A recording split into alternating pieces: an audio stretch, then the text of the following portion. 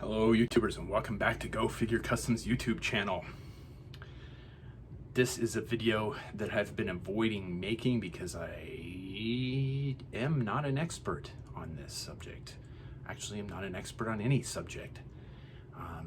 I just have found stuff that works for me, and so I've put that information out for everybody else. So the learning curve is not as steep, and so people can have more fun customizing, and so more people can customize.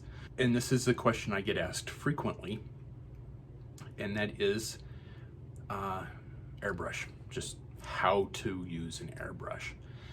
I've been doing it for about 2 years now, I think, just a little over 2 years.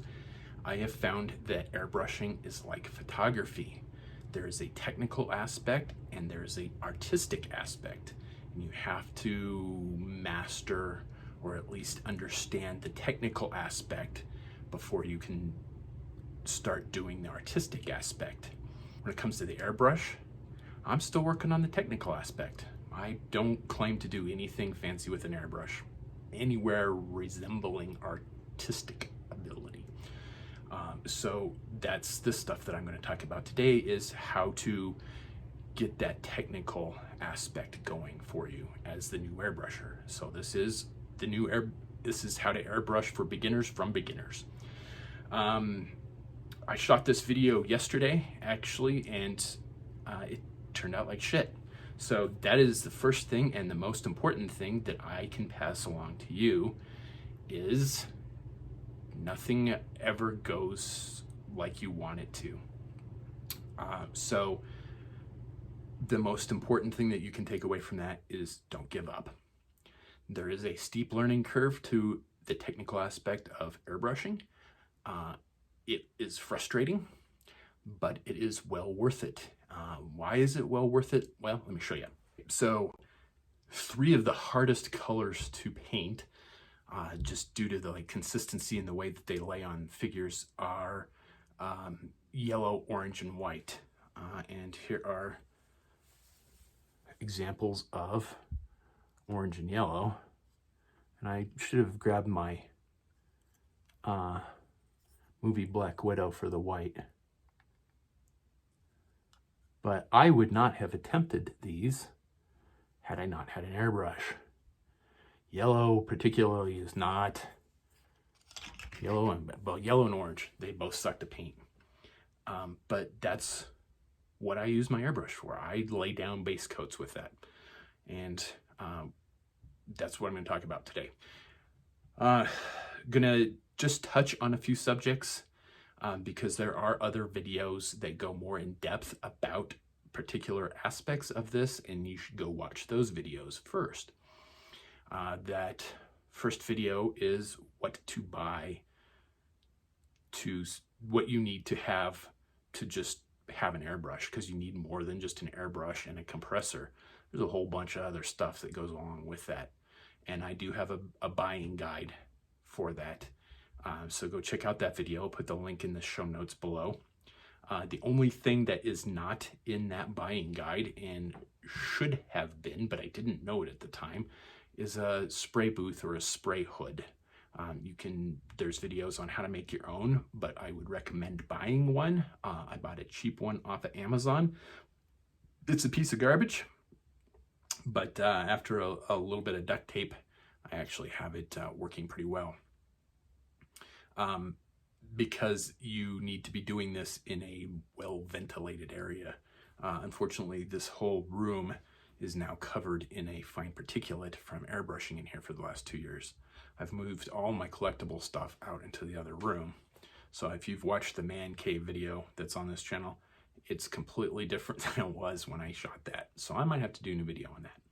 But, so spray hood needs to be on there too. One of the biggest questions I get is, what airbrush should I buy? I have an Iwata Neo. It is not the cheapest one out there, but it's most certainly not the most expensive one. I'm not an expert on airbrushes, but as near as I can tell, some of the more expensive ones weren't really designed to run the paint that we use as customizers through them and tend to clog a little bit more. However, this Iwata Neo is very durable. It's very easy to take apart. It's very easy to clean. It's very easy to unclog, and it's very easy to reassemble. Those are big buying points, I would say, is being able to take it apart and clean it properly and put it back together properly. That sounds like it's like common sense, but it's not. I have a Badger Chrome Renegade, I think it is, and it is not easy to take apart. It is not easy to clean. I have never been able to keep it unclogged. I can't get it put back together correctly. I'm sending it off to Badger later today to have the factory clean it and put it back together for me, and then contemplate what types of paint will run through it. So don't get the most expensive one, but don't get the cheapest one either. And you want one that's double action. That means when you... Do I have my airbrush here? I don't have my airbrush here. Yes, I do. I have it taken apart right now, but you can still see what I'm talking about. So the trigger, when you depress it, you get air, and when you pull it back, you get paint. It's called double action. You want a double action airbrush. You don't want a single action airbrush where you push down, you get paint and air. This allows you to control how much paint and air you're getting at one time, which makes it a lot easier to customize. So on top of that, first things first and last things first, you need to primer your figures. I've done several tutorials on primers. The current primer that I like right now is Tamiya Fine Surface Primer. I use the gray. As a caveat, I have tried white primer in just about every brand that's out there, and I've always gotten weird results from white primer, so I tend to stay away from white primer. You can run primer through your airbrush. It's not something that I've tried. It is something I'm going to try, just due to a figure that I want to paint. So I will be doing a tutorial on that eventually. And you need to seal your customs after they're done, because how you get your figures to look good is by thinning out your paints and doing multiple light coats. And you can do that by hand, but it's much easier and much quicker to do that with an airbrush. And that's what an airbrush does. It lays down multiple thin coats of paint. It avoids that melted crayon look that I've talked about in other videos. So you will get paint rubs. Good example on that is I'm working on a Fast Blast Viper, and I've already sprayed down the base coats, and if you look closely on his legs, you can see where there's paint rubs, because I didn't build this figure. I didn't think about it through. I thought the original Fast Blast Viper was just a Heat Viper repaint, and it's not. So I went back and added the holster and started sculpting on the bands on his leg and the pouches and some of the other stuff that was just painted on the 50th anniversary Heat Viper figure, to make it look more like the original Fast Blast Viper. So it's clearly I'm getting paint rubs from handling it too much. I'm not worried about that. I know it's going to happen. It's easy to fix. I'm just going to go over that black with the same color using a wet palette technique, which is in another video, and just touch up where the paint rubs are, and then once it's done, I'm going to seal it, and I won't get paint rubs, because orange is definitely one that you get paint rubs on, and not getting paint rubs on him. Yellow is one that you can get paint rubs on pretty easily. No paint rubs on him. Sealant's really important. And it's not so much important which one you're using, just that you are doing it. So if you have a sealant that you like, use it. Chances are it's going to work. And that's another thing that you can airbrush on sealant too. I actually have an old thing of Model Masters flat clear lacquer that God, it's been here forever, and I'm actually really curious to see how it looks running through an airbrush, and it's separated, so I don't know if it's gonna work, but I'm thinking if I put my paint stirrer in there for a couple minutes, I can mix it up well enough to use it and run it through my airbrush and see how it works, and hope it doesn't clog up my airbrush. But for the most part, I just use, well, for the only part right now, I just use a aerosol spray sealant, and I'm using one by Citadel right now that I really like. So the next thing is what PSI to use for your airbrush. I'm not entirely positive, but it might depend on what airbrush you have. Since I'm using an Iwata Neo, I have mine set at 41, 42 PSI. That is something that you need to research for yourself. When you buy your airbrush, go to YouTube and search out other videos on your specific airbrush. Number one, how to disassemble it, how to clean it, how to put it back together. And somewhere in there, they're probably going to tell you what PSI to spray at.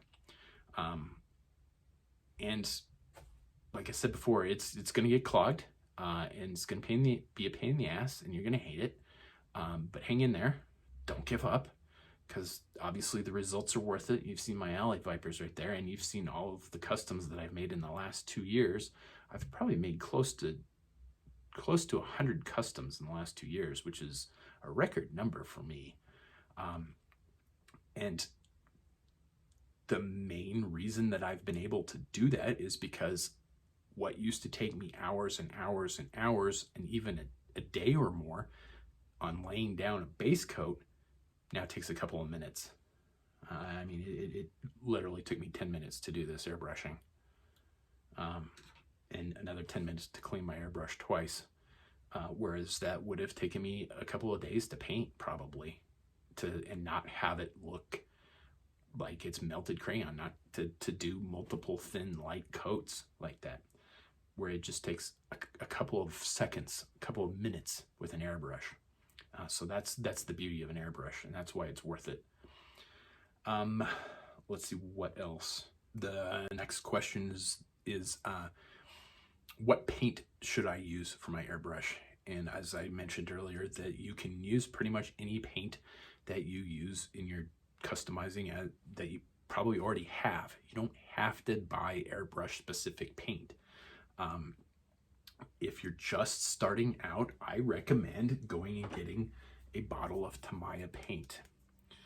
Tamiya is almost the perfect consistency straight out of the jar on what what it needs to be to run through an airbrush. And that is the big thing, is getting the consistency right to run through that airbrush so it doesn't clog. You have to thin out paints. Tamiya, when it gets older, you need to thin it out, but straight out of the bottle, straight brand new, this is the consistency that you want to try and get your paints to. I've seen so many tips and tricks that say you need to get your paint the consistency of milk, and I'm like, what the fuck does that even mean? I mean, I know what milk looks like, but you know, how it never made sense to me until I finally hit on Tamiya is like the perfect consistency for paint, and it runs like a dream through an airbrush. And I'm like, okay, now I get it. Now I understand. It's very subjective, but this is the thing that will help you wrap your mind around that subjectivity. The only thing that I add to Tamiya before I run it through is 3 drops of Airbrush Flow Improver. Put 3 drops in my cup. Whatever paint that I'm going to use, I mix it up with a different paintbrush, spray out a little bit to get the paint primed, and then I go to town. If I am using any other paint, I will put 3 drops of Flow Improver. I will put my paint, and I will put 3 drops of thinner in there. What Flow Improver do you use? What thinner do you use? Honestly, I don't think it really matters as long as you use it. I am using stuff by Vallejo. It seems to work fantastic. That's what I use. I think I bought Citadel thinner originally. It worked fine. I think it's pretty much all the same stuff. I've seen people say Windex. Yeah, maybe. I don't know. I haven't tried it. I don't know how that would react with my paints. I don't know how that would cure. If it would cure, I would suggest, like, if you really want to follow up that Windex tip, I'd look at other videos on YouTube and see what people say about that. Because as with anything, it may work and it may not, and you may not know why it didn't work. And if it doesn't work, I can't tell you why, because I don't. That's not one of the things that I use for it. That's not. I don't use Windex as a thinner. So, what else? So yeah, Citadel. I use Citadel paint. I use Vallejo paint. I use Army Masters paint.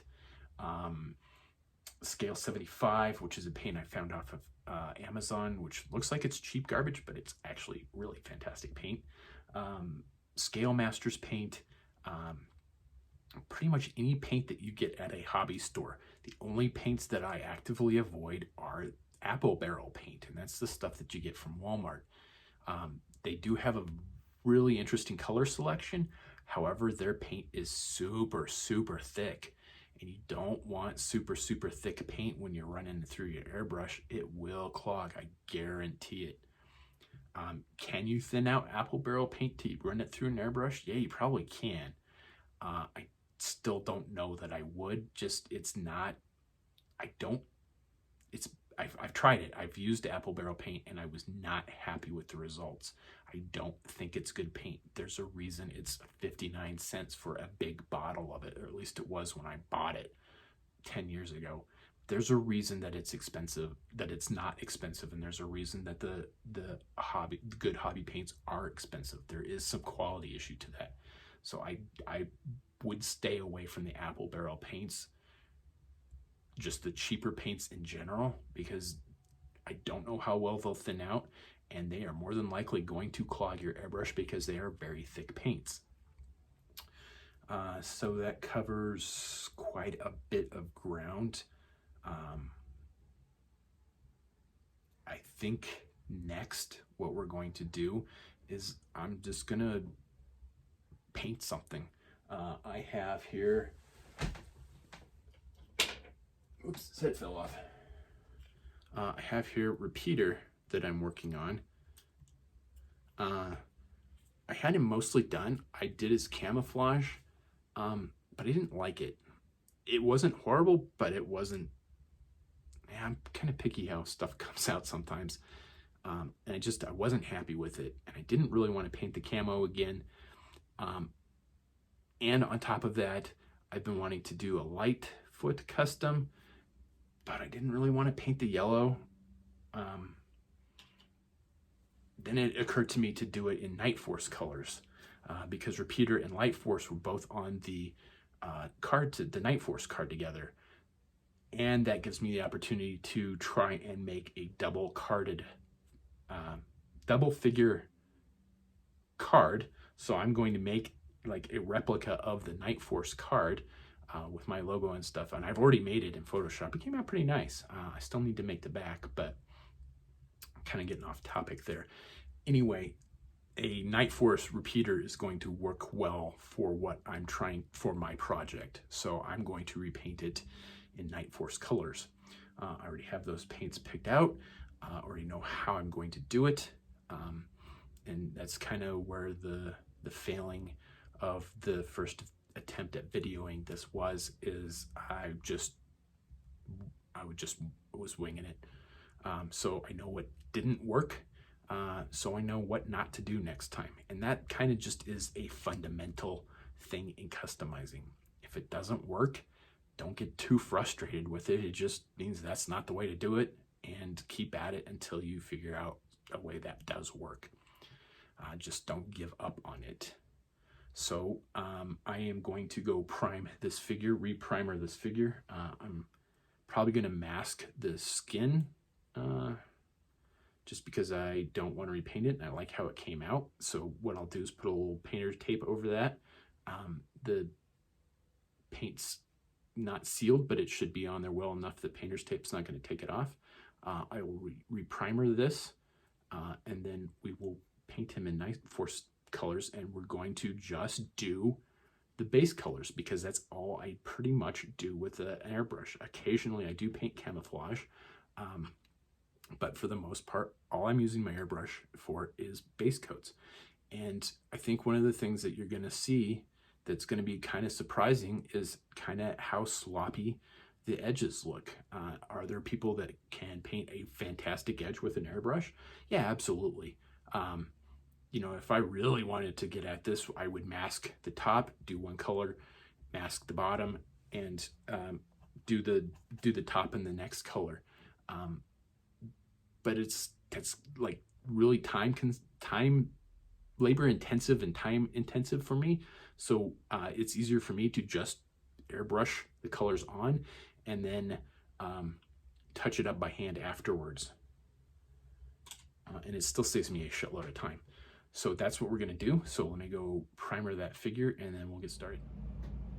Okay, unfortunately the sound on this is not going to be ideal because my airbrush compressor will be pretty loud in the back. I don't have a very fancy airbrush compressor because they make some really nice ones that are very quiet. Mine is not.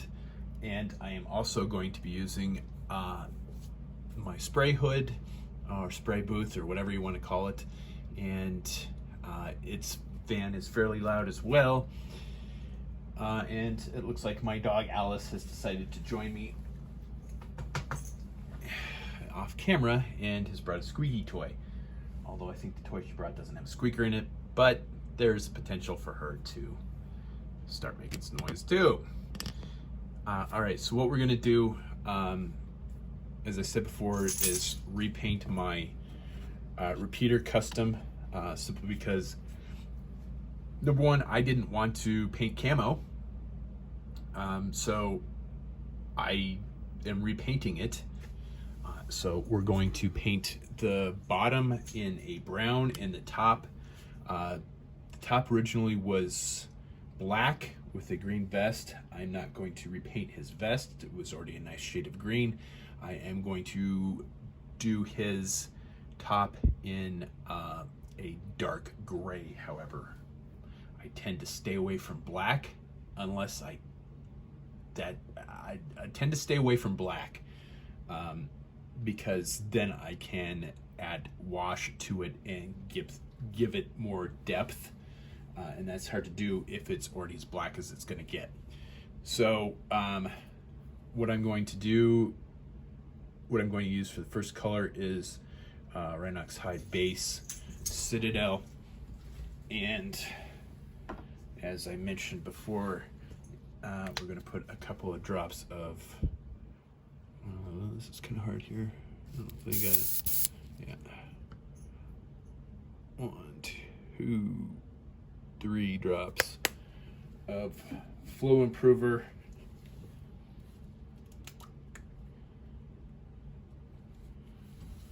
I am going to add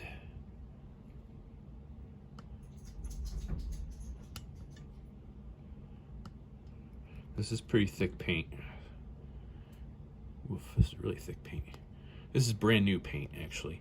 I just got it for, it's gonna be my secondary color for,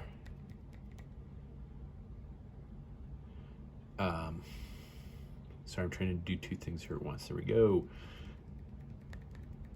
Gonna be my secondary dry brushing color on my Mad Max Interceptor. There we go, that should be enough to get started. Again, that's pretty thick. We're gonna have to thin that out. It's Flow Improver, it's thinner. So I'm gonna put a couple drops of thinner in there.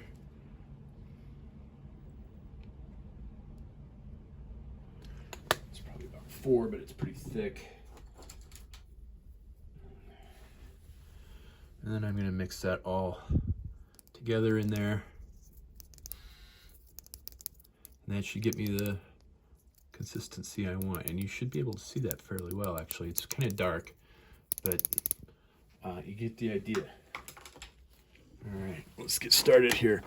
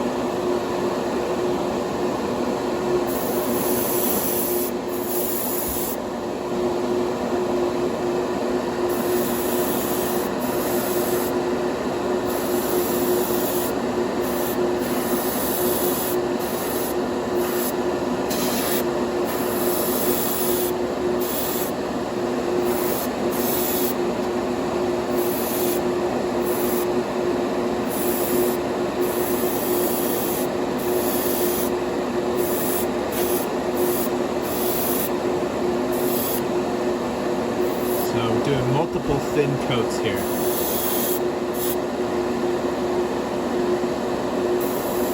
And kind of in between, I'm just spraying it with a little bit of air to get that paint to dry.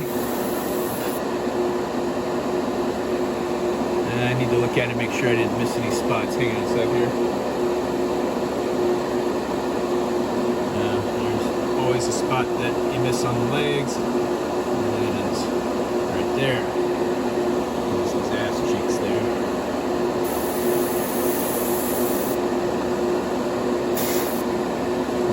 Those get missed. In between the knees is also a place that's probably going to get missed, but I'm not going to worry about that on this.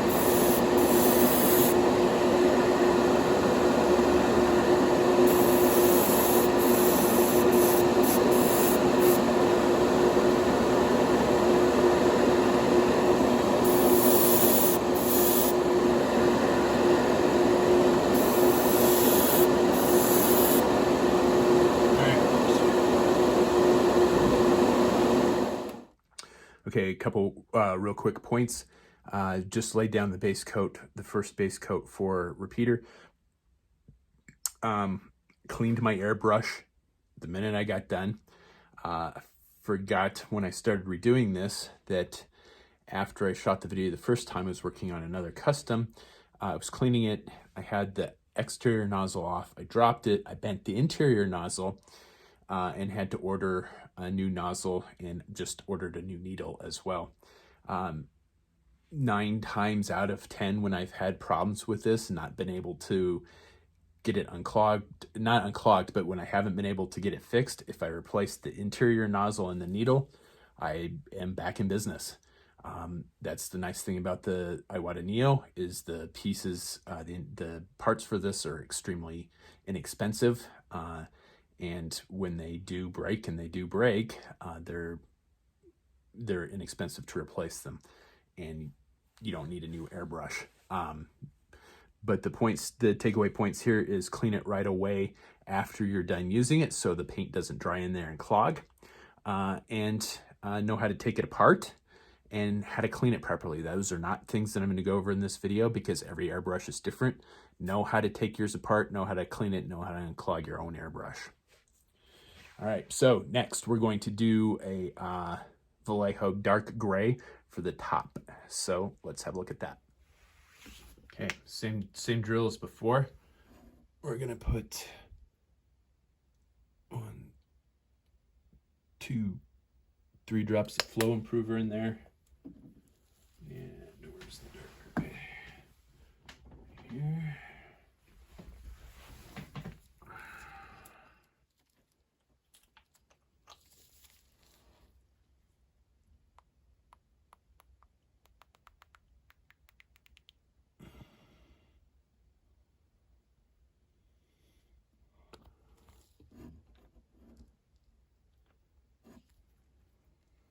See it in there? And it's going to need a little bit of thinner.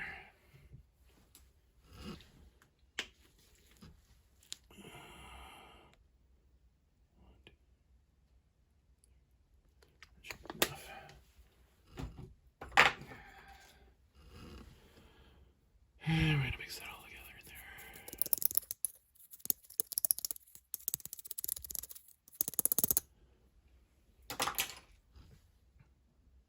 That should be enough to get us started.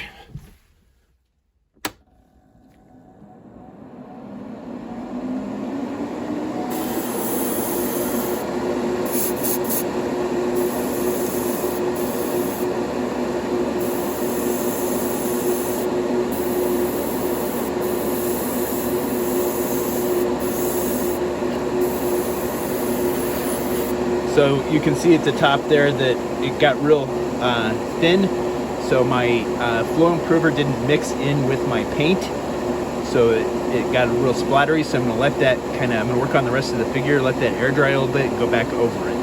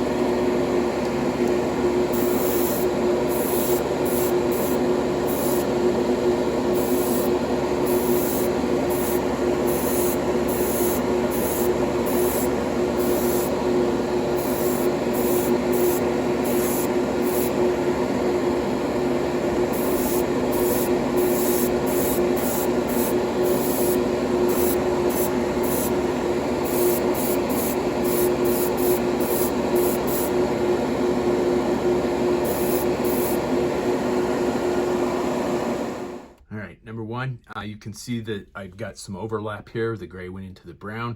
I'm not very surgical with an airbrush, really don't give a shit. I'm gonna go back up and touch that up by hand, painting by hand using a wet palette technique. That video is on this channel on how to make your own wet palette and how to paint.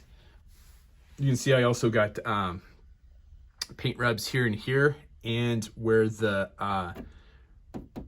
airbrush flow improver had not mixed properly with the paint and it sprayed airbrush flow improver, I got a huge paint rub there and on the upper arm. Again, don't care. I could go back over that with an airbrush and touch that up and it would just be fine, or I can paint that by hand. I'm probably just gonna paint that by hand. This is several hours worth of hand painting. And you saw how quickly it was done with an airbrush. So let's do that hand painting and see how it looks. Okay, it took me 8 minutes to go back and hand paint the touch-ups on repeater. Can't, especially the back. I mean, the back looked pretty bad, but it's fine. I'll have to go back and do the belt, obviously, but I need to remember what color I used for the belt, and I don't right off the top of my head. But yeah, 8 minutes to go back up and touch up the overlap from where the gray went into the brown, and it wasn't really noticeable anyway. The only time that really becomes a problem is when you're using like really high contrast colors like yellows and oranges and whites. That's when you'll notice your bleed overs. So like on my last Ally Viper, the orange and the blue bled over, and I had to really go back with a fine-tooth comb and find all of the bleed over and hand paint over it. That took a little bit more than 8 minutes, but that's it. I mean, that's using an airbrush. That's all I use it for right now, is to lay down base coats. you go back and with a stopwatch and see how long it took me to paint this. I didn't cut any of that painting out. I didn't trim any of it out of the video. It's probably not any more than 10 minutes, I'll wager, start to finish. Probably maybe 15 minutes, 20 minutes tops to do all of the painting and cleaning and touch-ups for this to get the base coats. This probably would have taken me better part of a day to hand paint and to get it to look this nice. I've been thinking about this. One rule of thumb on how to tell if your paints are thinned enough when you're painting: you want to see the color, you don't want to see the paint. If you can see brush strokes or